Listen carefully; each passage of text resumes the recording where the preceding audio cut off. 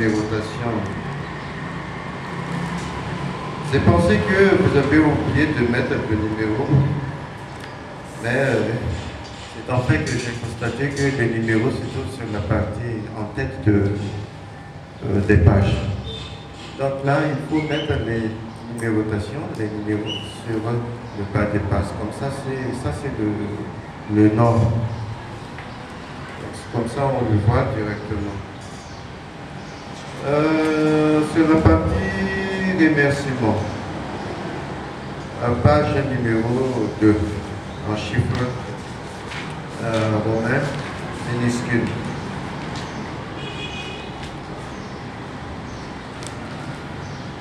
On a déjà parlé de ça pour presque tous tes collègues qui sont passés avant toi, avant vous. Donc, c'est à propos de Madame le Président du comité intérimaire. C'est pas Madame le Président de l'université, mais Madame le Président du comité intérimaire. Donc, il faut corriger ça. Madame le professeur Souamanazar Jeanne-Angéline, présidente de la comité intérimaire de Matin.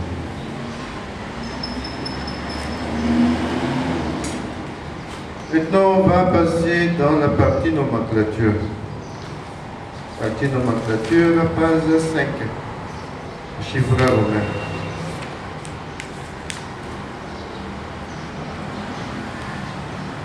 Il y a un mouvement quadratique et il n'y a pas d'unité.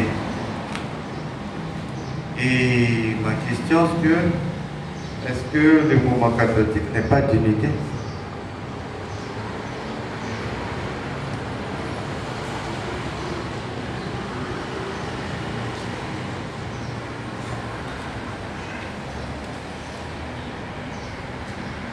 Oui.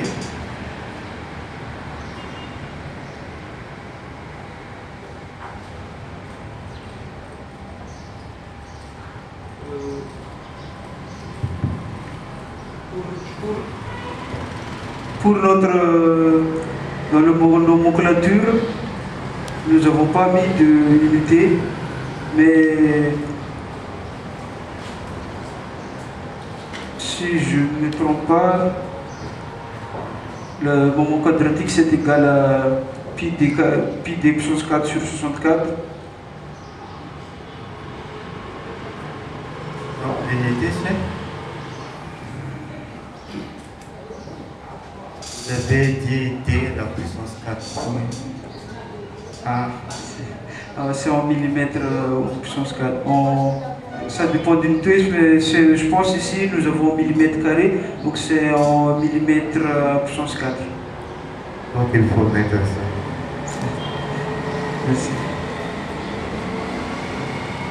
Tout à l'heure, votre encadreur a déjà fait ses remarques pour le tableau, page 6. Donc là, pour moi, ça n'est pas un tableau. Parce qu'un tableau, ça doit contenir des lignes et des colonnes. Tableau 1, page 6. Chiffre arabe.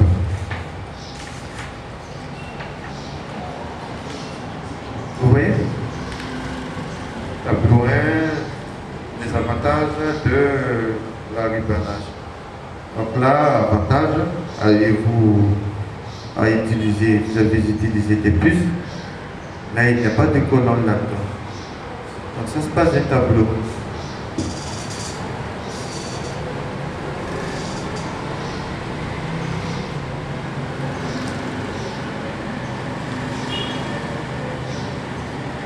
Et à propos de annexe, en fait tout à l'heure votre encadreur a déjà mentionné ça, mais je vais faire plus de précision là-dessus. Après la conclusion, vous devez recommencer la pagination. Donc la partie annexe, vous devez commencer par, disons, par 1. Mais si vous avez utilisé des chiffres romains sur la partie dédicace, remerciement, tableau en majuscule, vous devez le faire en minuscule. Donc c'est en chiffres romains. Mais si vous avez choisi la première partie en minuscule, vous devez le faire en majuscule dans la partie annexe.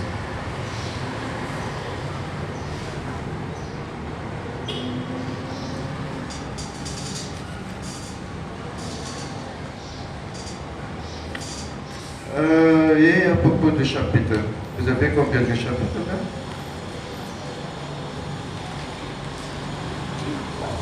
Il y a 8 chapitres dans le manuscrit.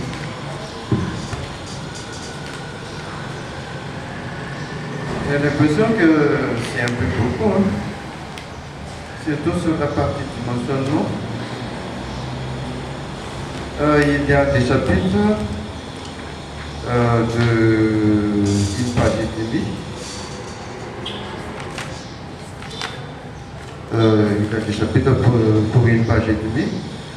Et vous avez choisi de faire un chapitre 4, dimensionnement du moteur hydraulique, chapitre 5, dimensionnement du distributeur, qui ne comporte qu'une page et demie, et le chapitre 6, la résistance des matériaux de la machine. Donc pour moi, ça devrait être contenu dans un chapitre. Donc comme ça, le nombre de votre chapitres va diminuer.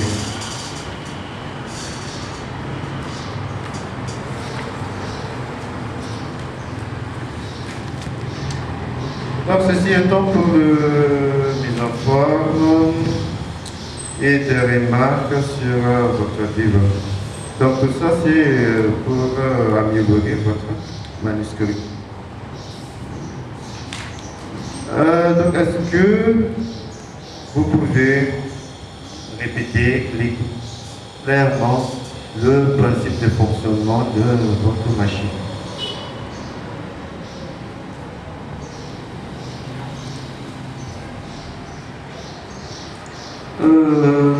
Merci de m'avoir donné la parole. Le principe de fonctionnement de la machine se divise en 3 étapes. Étape 1, étape 2, étape 3. Dans l'étape 1, il y a le chargement de la balle.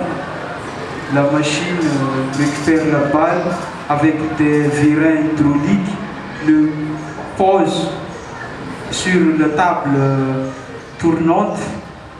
Ensuite, le moteur actionne la table et l'opération d'enrubannage peut commencer à l'aide de films plastiques, de rouleaux plastiques. Et il y a un dispositif de coupe de film. Et enfin, l'étape 3, le déchargement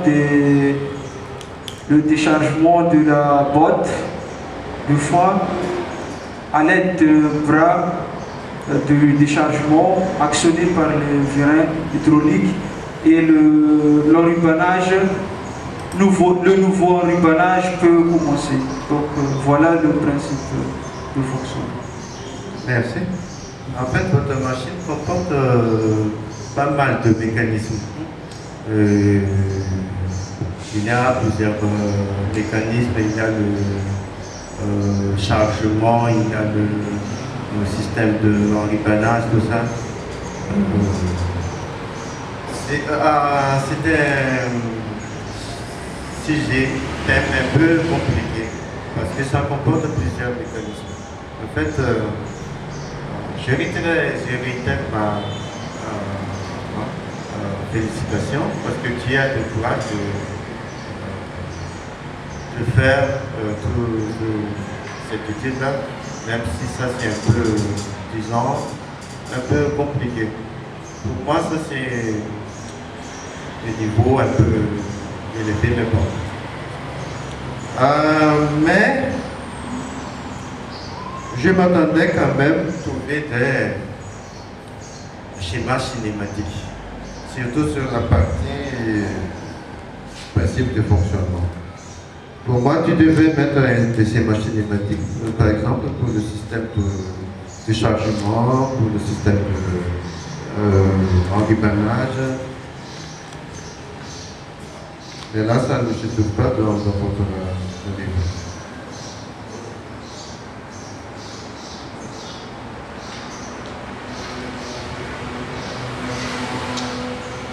Et aussi à propos de mise en plan, page 32. Page 42.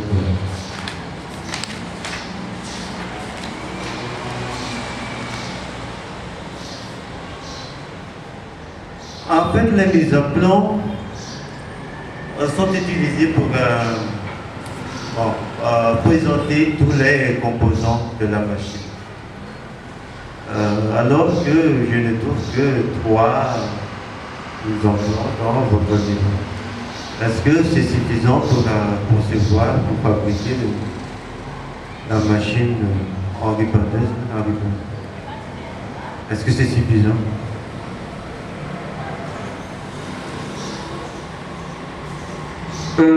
Merci d'avoir donné la parole.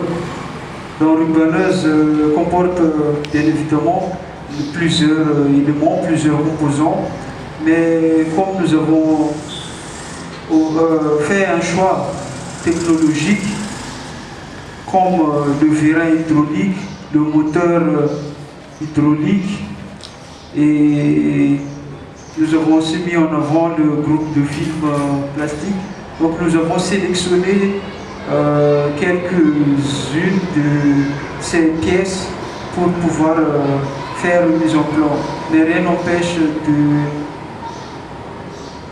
faire des mises en plan des autres pièces, mais ces pièces que nous avons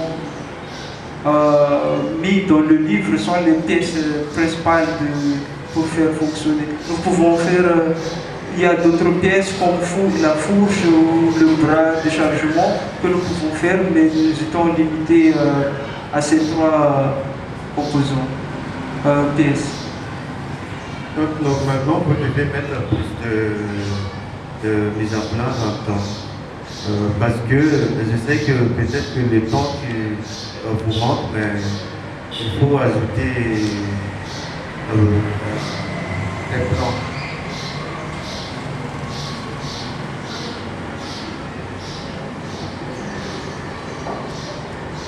La question suivante, c'est que la prise de force pour ces systèmes, c'est autonome ou bien on prend du tracteur? Merci d'avoir donné la parole. La machine, il y a 3 types de modèles de machine. Il y a commande manuelle, commande automatique et commande semi-automatique. Mais comme c'est une sorte de remorque, donc il prend la force vis-à-vis du tracteur.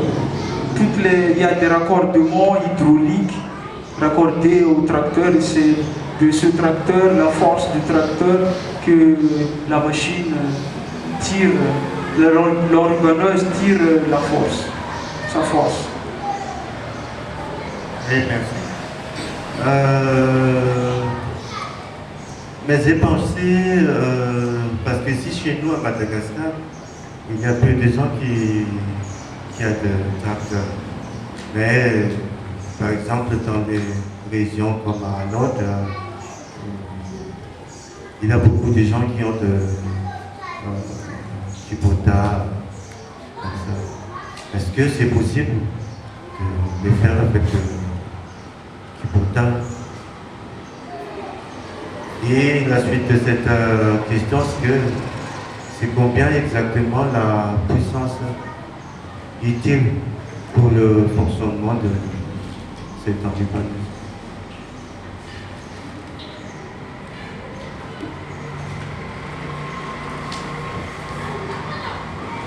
Merci d'avoir donné la parole.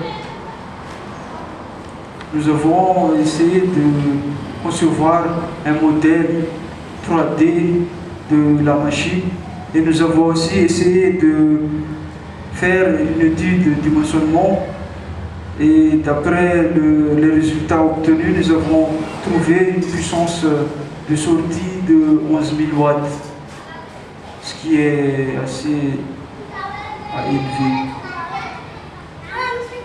11 000 watts, ça fait à peu près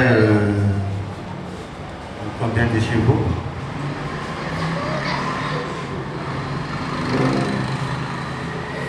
Un chevaux, 736 watts.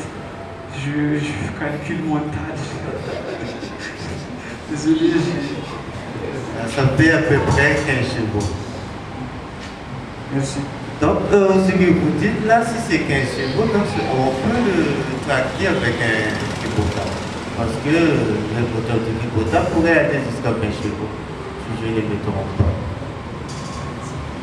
Mais si nous pouvons tracter avec un tripotable, dans ce cas, je pense qu'il faut réduire la taille, la taille du foin.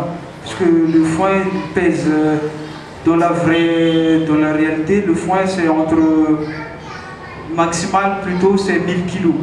Donc est-ce qu'un coupe-table peut transporter une charge 1000 kg à une distance donnée? Donc il faut revoir, il faut adapter à la machine qui dirige le rubaneuse. Ah oui. Donc selon moi, ce serait mieux si on va adapter la conception aux situations en Madagascar. Parce que tracteur, là, pour moi, c'est pour des sociétés, grandes sociétés. Et si on veut vraiment aider le paysan à la casse, donc, bon, ben ça, c'est une petite remarque vraiment.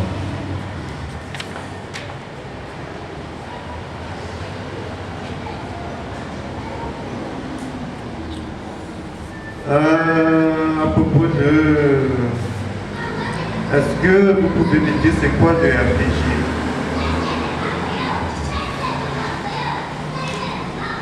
Dans votre livre, vous avez mentionné RPG. C'est quoi ça exactement?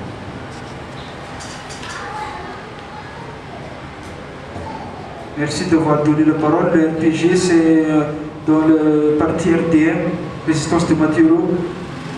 C'est la résistance pratique au glissement. Parce que nous parlons de cisaillement dans la RDM.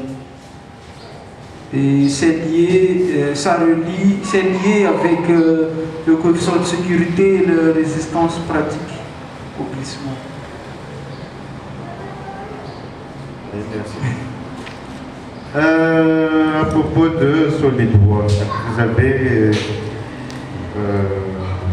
fait votre modèle 3D en utilisant le logiciel SolidWorks. Ça, c'est une question de connaissances générales. Est-ce que vous pouvez me citer une autre alternative qu'on peut utiliser pour faire des dessins 3D ou 2D à part le SolidWorks? Oui, merci d'avoir donné la parole. Il y a plusieurs logiciels de conception SolidWorks, modèle 3D. Ici à LCSTM, nous avons la chance d'apprendre le SolidWorks, qui est un outil puissant, mais il y a bien d'autres encore, comme Katia, Inventor, Mecha 3D, qui sont aussi des logiciels de conception mécanique. Mais durant ces 3 années, j'ai utilisé que le SolidWorks. Mais ça ne m'empêche pas, si j'arrive à maîtriser SolidWorks, de maîtriser les autres logiciels comme Katia par exemple. Ah oui. Alors, en fait, si on arrive à maîtriser SolidWorks, c'est c'est pas difficile d'utiliser les autres logiciels parce que les principes restent les mêmes. Alors maintenant, au propos des améliorations. Quelle amélioration? Est-ce que vous êtes déjà satisfait de cette machine-là? Sinon, quelles sont les améliorations que vous proposez? Merci d'avoir donné la parole. Nous avons essayé de concevoir une machine en modèle 3D et pour être clair et précis, nous ne sommes pas encore très satisfaits du résultat parce que le sujet, c'est mentionné conception et réalisation. Nous avons réalisé le modèle 3D, mais je pense que nous pouvons aussi, avec les connaissances que nous avons appris ici, comme exemple techno des métaux, des ouvrages métalliques en mécanosoudure, parce que la machine, si on va le construire réellement, c'est construit avec des matériaux qui sont des métaux. Donc nous envisageons de construire un prototype métallique de ce modèle.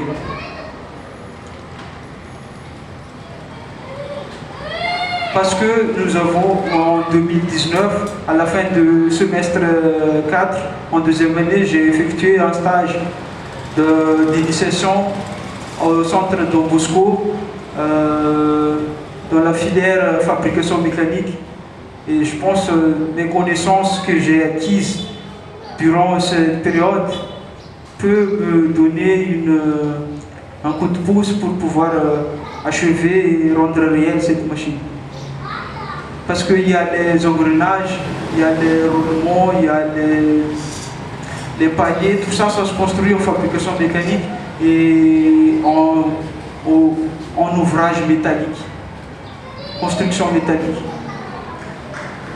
Mais comme nous n'avons pas assez de temps pour ce mémoire, 2 mois et quelques jours, nous avons réussi à concevoir. Mais nous envisageons de faire la réalisation. Oui, vous n'avez pas vraiment répondu à ma question. Ce que je voulais entendre, c'est quoi par rapport à votre étude?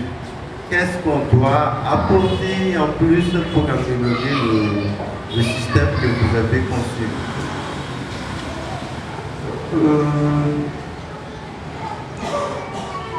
Je pense pendant la conception de ce modèle, la difficulté, il y avait le problème, surtout au niveau de transmission. Donc c'est sur cette partie-là qu'il faut bien maîtriser parce que même si nous avons des moteurs performants, des virains, mais si la transmission n'est pas bien dimensionnée, il n'y a pas d'études, et la machine ne peut pas atteindre le niveau de fonctionnement. Donc c'est sur la partie transmission que j'aimerais améliorer. Et la dernière question. Selon vous, ça coûte combien cette machine? Est-ce que vous déjà essayé d'estimer nous avons évalué un coût estimatif, c'est environ 9 200 000, 46 millions de francs à peu près. Mais je pense que de nos jours ça coûte cher, peut-être 50 millions, mais dans à peu près 40 millions en plus. C'est cher. Oui, c'est cher pour les Malagasy. Ok, merci l'intervenant d'avoir répondu à toutes ces questions et je réitère ma félicitation. Et ceci termine mon intervention, monsieur le président du jury. Donc je vous repasse la parole. Oui, nos vifs remerciements également, monsieur l'examinateur, à votre endroit, monsieur l'examinateur, pour toutes ces questions, remarques qui sont très très importantes, nous permettant de juger les valeurs scientifiques de cet ouvrage. Pour moi, pour mon intervention, moi faisant aussi partie de vos encadreurs, je ne vais pas parler beaucoup de choses. Néanmoins, juste pour l'amélioration de votre ouvrage, j'aimerais procéder aux questions de forme et orthographe. Pour les questions d'orthographe, voudrez-vous vous mettre à la page 53 pour vous rendre compte de cela?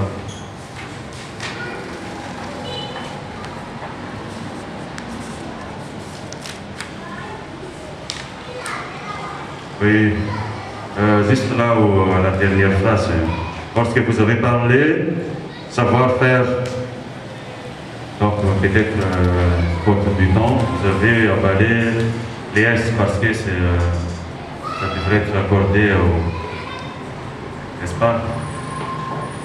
Oui.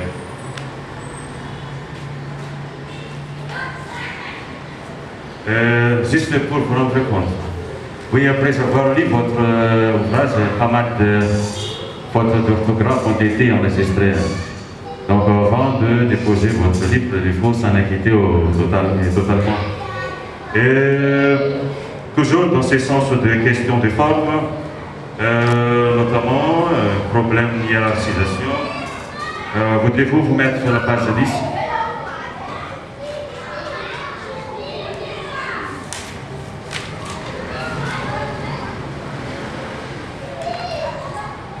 Oui. Et là, donc, les diagrammes de la rubaneuse, sa ligne se comporte comme un titre, donc vous hiérarchisez. Ok? Et aussi, un titre qu'il est, donc ça devrait être un minute de texte. Texte explicatif de toutes ces figures, quoi. Ça manque de texte, des paragraphes. Ok?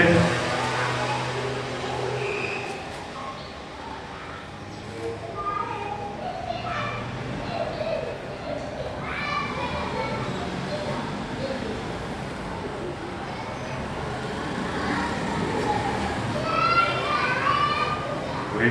Donc, par conséquent, pour la bonne hiérarchisation, donc,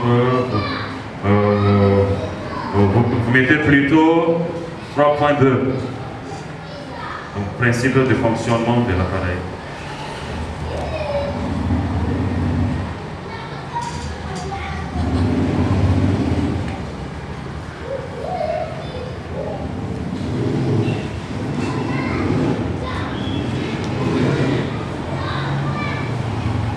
Oui, aussi pour ces manques de paragraphes, page 10.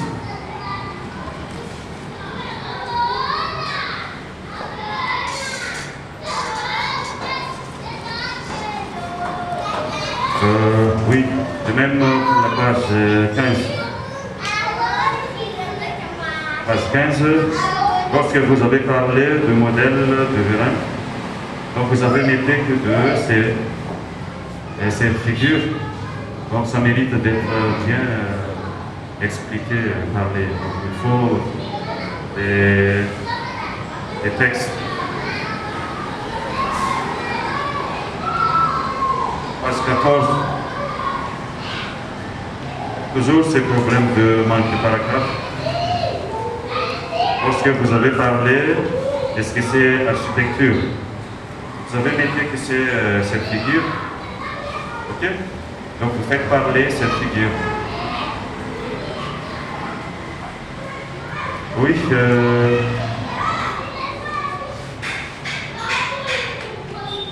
Comme on a déjà parlé pas mal de choses, je vais m'arrêter là. Bref, je réitère donc les félicitations de tout à l'heure à votre endroit pour ce beau travail. On a vu que vous avez bien maîtrisé les thèmes. Félicitations. Mesdames et messieurs, sur ce, les jurys vont se retirer pour délibérer, sauf que vous avez une question.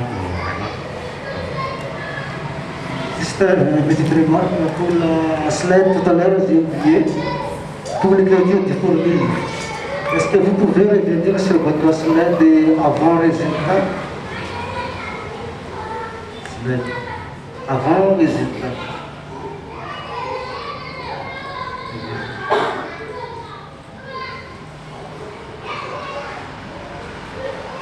C'est ça. Ce n'est pas comme ça qu'on écrit la formule pour la présentation.